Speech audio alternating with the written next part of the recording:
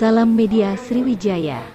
Polsek Seberang Ulu II melalui unit reskrimnya berhasil mengamankan 3 orang kurir narkoba yang telah 2 tahun terakhir mengedarkan barang haram tersebut di wilayahnya. Belakangan ketiga pelaku tersebut diringkus di Jalan Ayani Lorong Abadi, Kelurahan 9-10 Ulu, Kecamatan Jakabaring, Palembang, Senin tanggal 3 Oktober tahun 2022 sekitar pukul 22.15 waktu Indonesia Barat.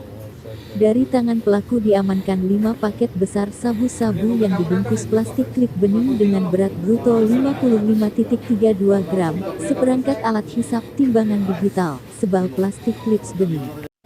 Jadi berhasil kita amankan ketiga pengedar sabu-sabu yang membawa 5 kantong sabu dengan berat bruto 55,32 gram saat akan melakukan transaksi, ujar Kapolsek Seberang Ulu Palembang Kompol Handrianto dampingi Kanit Reskrim Ibtu Andrian saat ditemui di Polsek Seberang Ulu II Senin, tanggal 10 Oktober tahun 2022. Ia mengungkapkan bahwa barang haram tersebut dititipkan oleh bandar besar yang berada di wilayah Seberang Ulu II Palembang, yang saat ini masih buron menitipkan barang Rozali. Jadi sistemnya barang dititipkan ke salah satu pelaku. Setelah itu mereka jual.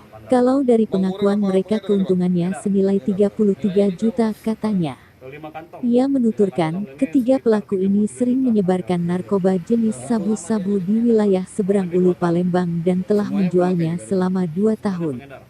Atas ulahnya tersebut ketiga pelaku terancam pasal 114 dan atau pasal 112 Job pasal 132 dan pasal 127 Undang-Undang RI Nomor 35 Tahun 2009 tentang penyalahgunaan narkotika dengan ancaman 11 tahun penjara atau seumur hidup.